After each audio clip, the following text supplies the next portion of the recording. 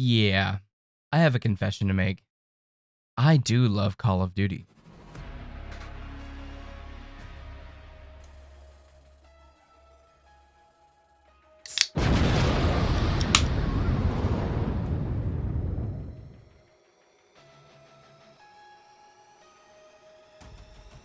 It's been a while. It's been. I've been a fan of the series pretty much since its conception, with all of its DNA from another series that I loved growing up, Medal of Honor. Thanks, Spielberg. While it has been a long time since all of this started, I really have enjoyed the franchise, from the highs and to the lows. I will always have a fond memory of playing the demo for Call of Duty 2 on an Xbox 360 kiosk at a Virgin Megastore. And if you don't know what that is, just know that you too shall feel this lower back pain, and you're more than likely wasting your youth on pointless things. Enjoy it. Anyways, I was able to control myself last year and didn't purchase the new Modern Warfare 3. No, not that one. This one. With so much bad press and even worse fan criticism, I was able to stay clear. Until it was announced that this year's Call of Duty was going to release day and date on Game Pass. Well, as a Game Pass subscriber myself, how could I not jump at the opportunity? Just hook it to my veins! Oh boy. I didn't know this was going to be like this, and I know I'm a little late to the party here. But I thought I would share some thoughts about the campaign and multiplayer. Not sure what to say about Warzone here, but maybe a little. Now, I did make a video on my thoughts on the multiplayer back with the beta, and things have changed a little since then. But let's start with the campaign. Treyarch is highly regarded for their campaigns. Black Ops 4 was a real shock to the system for the studio and the industry. Choosing not to release a campaign was a bold move, but Black Ops 3's campaign was mind-boggling. Train go boom. And wearing out the welcome of future soldier gameplay. Cold War brought the series back to good graces, with multiple endings and somewhat predictable twists and turns. Also playing with real history. Honestly, cheers for completely different endings. That is awesome. But with this year's entry, it does bring the series back into a linear format. But it isn't a bad time.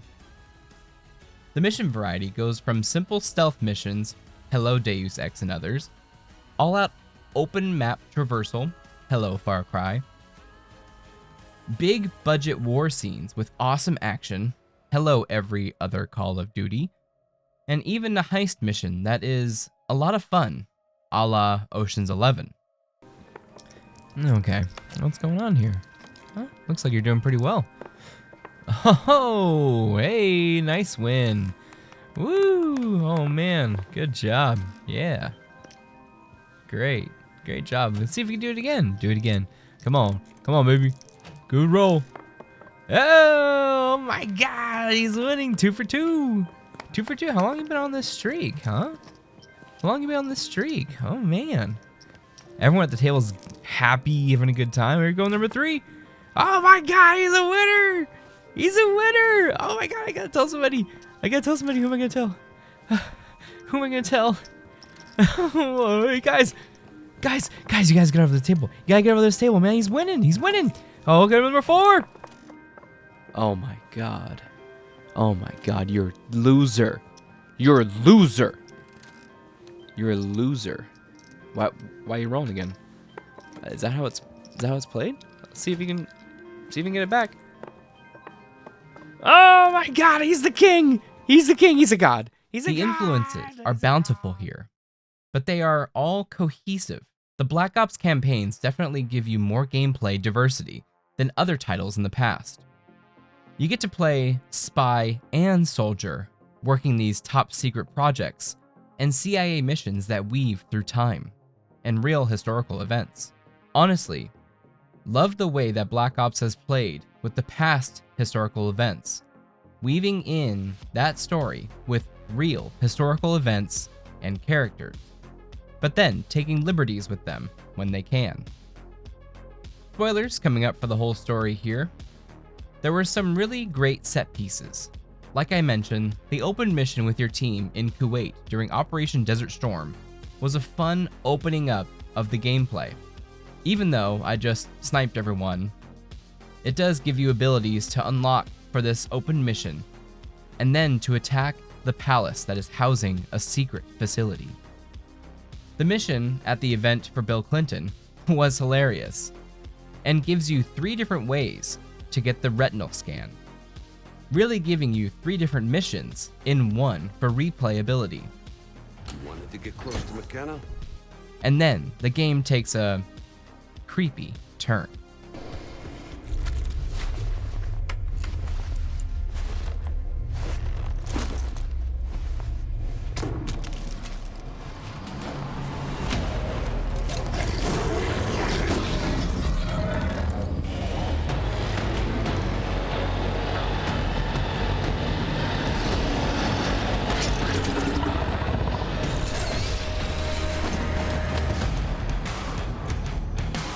This game straight up turns into a zombie defense game, shooting sci-fi looking zombie creatures as well as mannequins.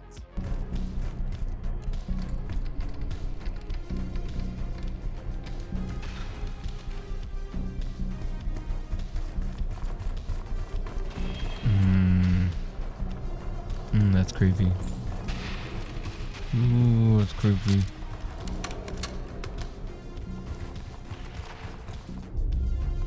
One down, 3 to go. That's 2 reports. 2 left. What the hell, dude? 3 reports. 1 more to go. What the fudge?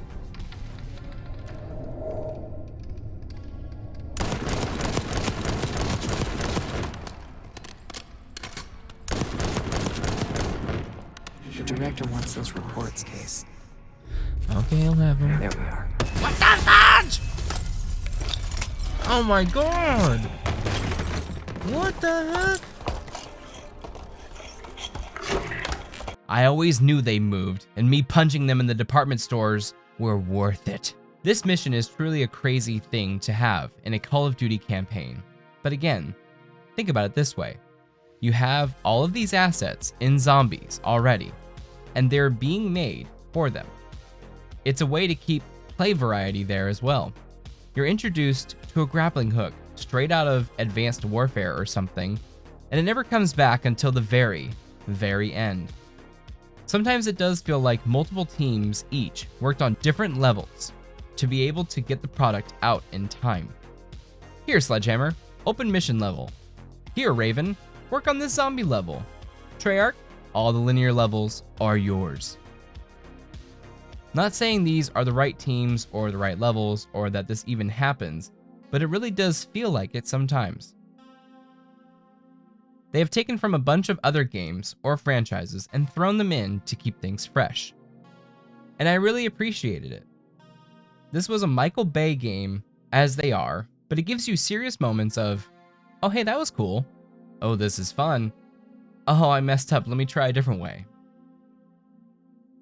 I did play the full campaign on regular, and have to say it is a little too easy of an experience. You're able to upgrade your gear, abilities, and weapons at your hideout by cracking safes and finding cash. It's really funny when saying that you guys are basically desperate for cash, then you steal $70 from some security guard you knocked out at a campaign event. When bumping it up to the next level in difficulty, I did notice the enemies did get more bullet spongy. Bullets hit you harder, and these unlockable abilities are there to help make those worthwhile to obtain.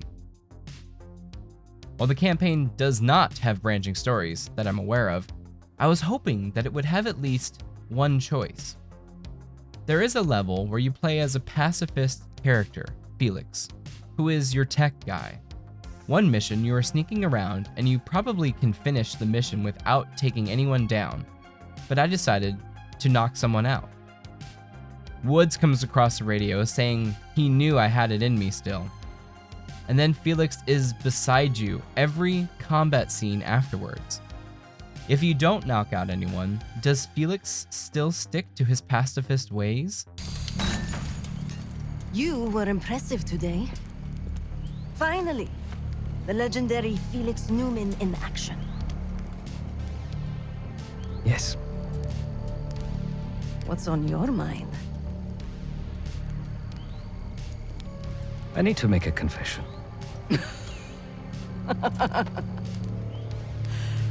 I'm the furthest thing from a priest, Felix, but speak your piece. I'm deeply ashamed of my actions in the casino. You take this non-violence thing seriously. Quite. But then I saw Lutazzi thugs beating a defenseless man mercilessly, a senseless act of power. No one is innocent in that city. Afterwards, when I encountered the guard outside the vault, I lost control. In my eyes, he transformed into the avatar of everything I now reject. So I punished him. Good. It was probably less than what he deserved.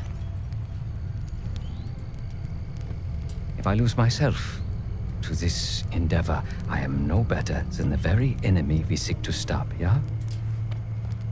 Save your pity for the victims. You did what was needed to be done. No. My reaction was catharsis and indulgence. Harrow and the Pantheon won't be stopped with kind words and gentle attitudes. There is always a choice, Savati. Not always. Or was this purely for him to fight for our side? Not sure. Let me know down in the comments below if you did keep Felix pacifist, and if it changed anything. I almost felt bad that I decided to do that to this man. Make him betray his beliefs, and then he reasons with it, saying that he's fighting for something good. And then it's basically swept under the rug. That's what I'll say about this story, is that there are some great character setups, but not a whole lot of follow through. Later we see and play through an entire backstory, only for that character to die not too long after about a couple of missions or so. Not saying that Call of Duty is where you go for amazing character narrative, but it would have been nice. They do give you more characterization if you talk to your team members between each mission, which is nice to have. Systems are complex webs. I think we can only navigate the gray and hope that history views us favorably. It's good soup. And the side quests of discovering the secrets to the mansion is also really fun. Using the blacklight and solving puzzles to open a safe, that's awesome. I will say that this game has been fun, and I was never really bored. But the campaign alone, worth the 60? Oh wait, it's 70 now. This deal is getting worse all the time. Well, that value may have to come from the multiplayer. Let's make moves.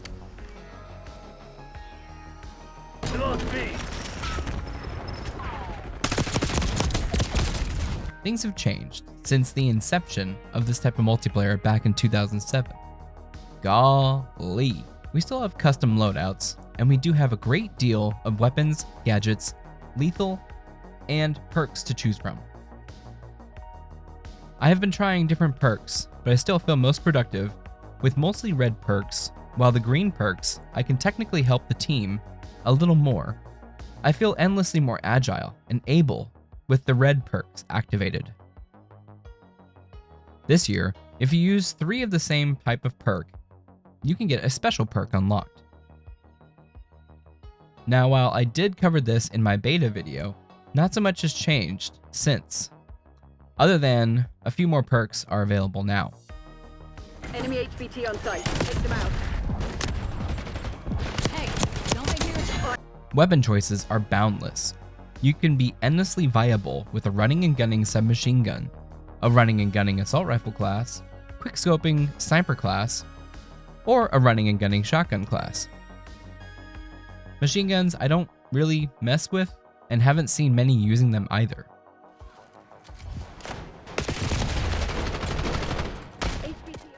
Either my enemies are using a type of assault rifle or some machine guns, with a very rare sniper rifle user. HVT has been eliminated.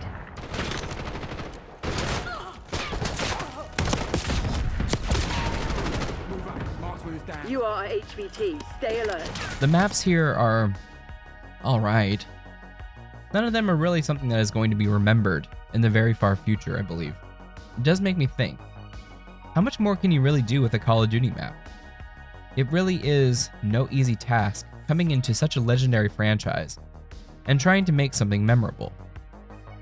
I used to like the map Scud during the beta, but I don't know if I'm playing against other people now after the release, or after taking a little bit of a break to play something else, or the weapons that I grown accustomed to got tuned since the release, which does happen.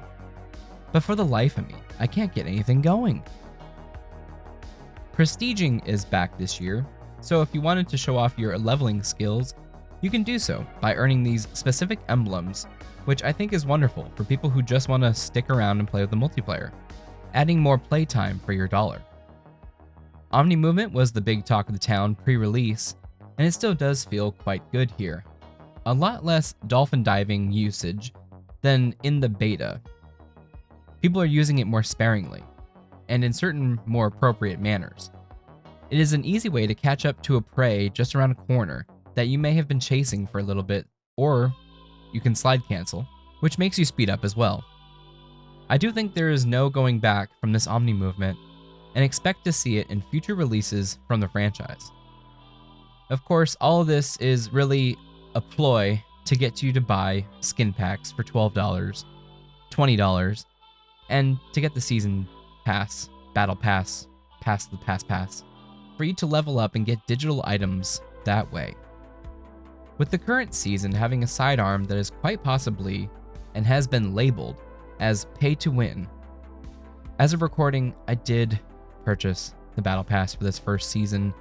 It is around $9, and since I didn't have to buy Call of Duty this year, I figured I'd throw them a little bit of a bone this way.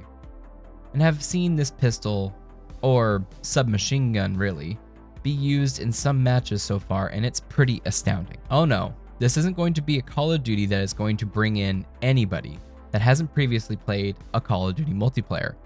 Or for casual multiplayer players, I can see them enjoying their experience here. The pace is quite fast. Sliding, slide canceling, dodging, jumping, dolphin diving, sprinting. You really must be locked in to really do well. Of course, all this is to say, it is quite possible that the SBMM has changed who I am playing against. Not saying that I'm the best in the world, but it's possible that I'm not getting the same farming lobbies as I was at the very beginning of the game's life cycle. If you're a multiplayer pro, I'm sure you have much different thoughts than me.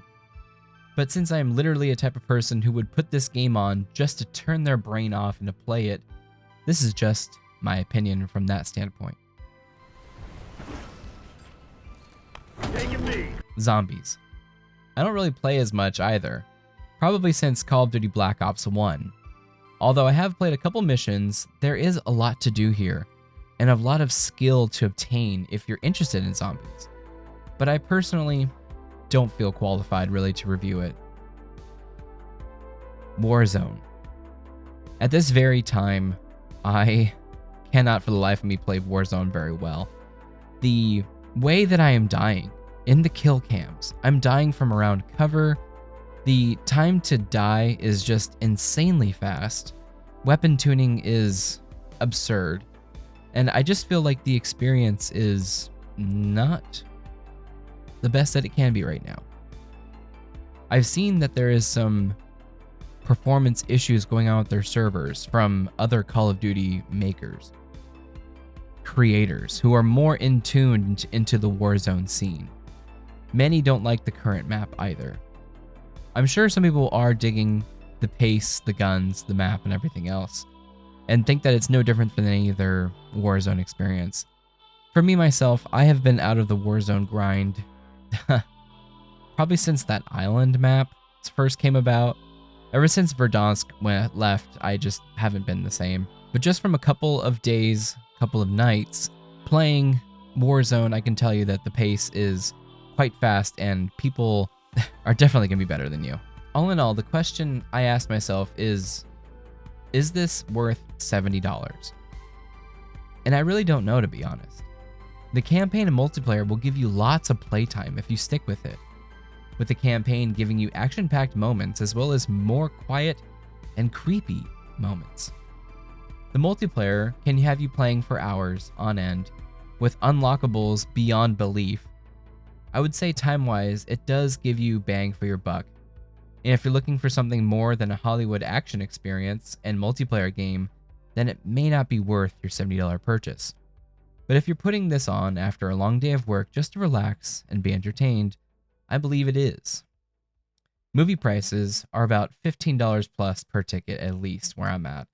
And for 2 people, you can double that and already basically halfway own this title, which will give you hours more of entertainment than a 2-hour movie. With that value, I do believe it is worth it. Again, this may not be the most legendary Call of Duty to be released. It is a quality Call of Duty this year, which is something that we couldn't say about last year with the company basically phoning it in. I appreciate Treyarch and the other studios behind this game and did have a fun time with it. It is even more valuable now since being a part of Xbox Game Pass, which we have seen Game Pass subscriptions rise since the release of Call of Duty, and with many more games to come from this platform and franchise. I have to say, it is a killer deal. Anyways, that's basically my entire thoughts. Be sure to let me know your thoughts on Call of Duty Black Ops 6 down in the comments below. Are you having a good time with it? Are you enjoying the multiplayer? Did you enjoy the story? And if you liked the video, feel free to subscribe. Also feel free to smash the like button, really does help out the channel. And stay tuned for more nerdy, gaming, shows, movies, and comics coverage down the road. Thank you, and have a good day.